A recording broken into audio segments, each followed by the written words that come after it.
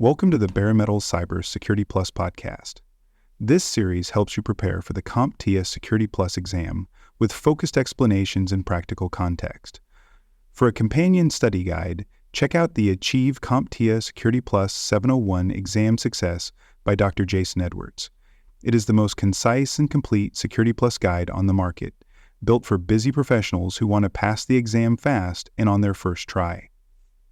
You can find this book and others at cyberauthor.me. In this episode, we are going to break down one of the most important foundational concepts in cybersecurity, the states of data.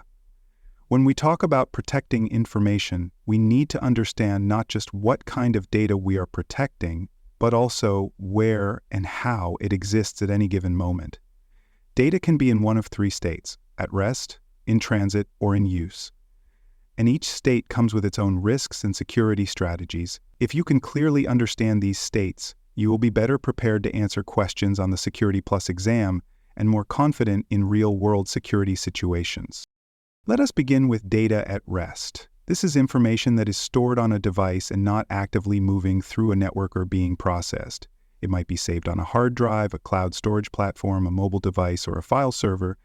Although data at rest may seem safe because it is not moving, it is still a prime target for attackers.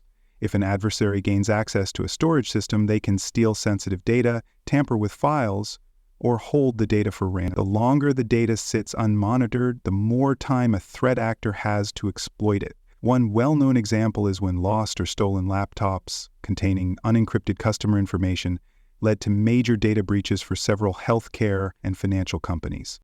To protect data at rest, organizations rely on a combination of encryption and access controls. Encryption ensures that even if the data is stolen, it cannot be read without the proper decryption key.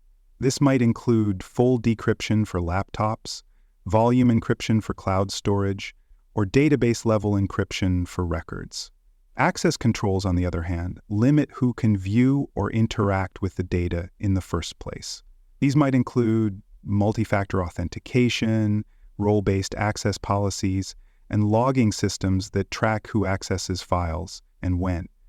The idea is to make stored data unreadable to unauthorized users and traceable for auditing purposes. Now let us move to data in transit. This is information actively moving between systems, whether across internal networks or over the internet. Examples include emails, file transfers, and web traffic. Data in transit is vulnerable because it can be intercepted as it moves. Attackers may try to eavesdrop, steal credentials, or alter the information during transmission. This type of attack is often referred to as a man-in-the-middle attack, where a malicious actor secretly relays and possibly changes the communication between two parties. To protect data in transit, encryption is again essential, but this time the focus is on securing the communication channels. Two of the most widely used technologies for this are transport layer security and internet protocol security. Transport layer security is used to secure web traffic, emails, and other types of communication. When you see that lock symbol in your web browser, it means the site is using transport layer security. Internet protocol security is often used in virtual private networks to encrypt packets of data moving across networks. Both technologies ensure that data cannot be read or tampered with while it is on the move. Real-world scenarios show just how critical this is. In one widely publicized incident, a company failed to encrypt customer data, transmit it from its mobile app to its servers. Attackers intercepted the data using a wireless sniffer and gained access to thousands of user accounts, including login credentials. In another case, employees at a financial firm sent unencrypted spreadsheets with sensitive information through email, exposing private client data when an email was mistakenly forwarded to the wrong recipient. These examples highlight why encryption in transit is not just a best practice, it is a necessity. Finally, let us talk about data in use. This is data that is currently being processed by a system.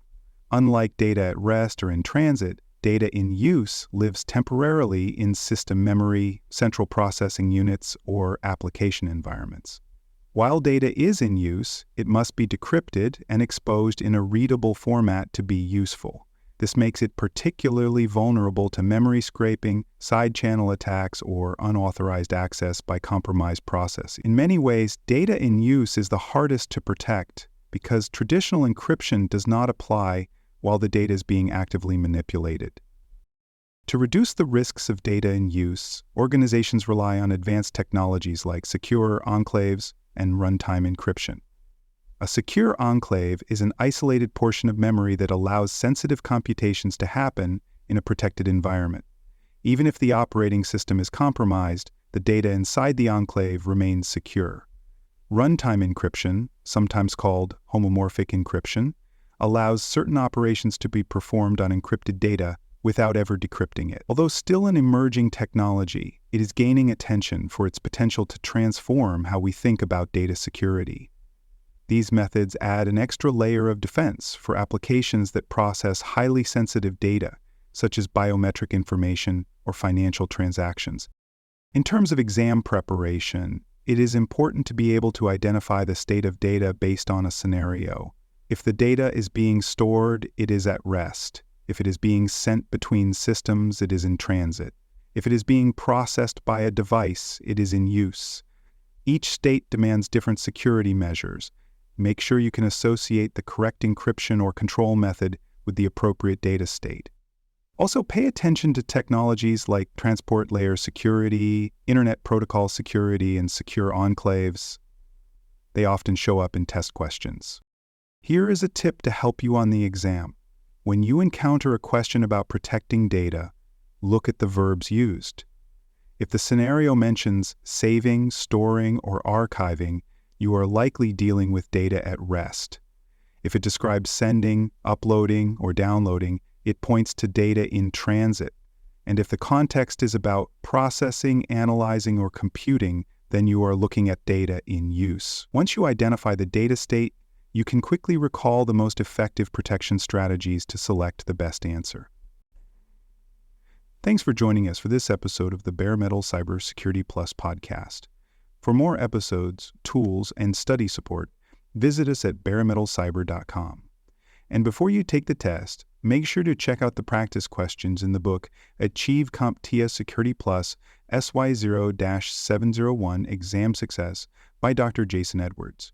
They cover every domain and are a powerful way to lock in your knowledge.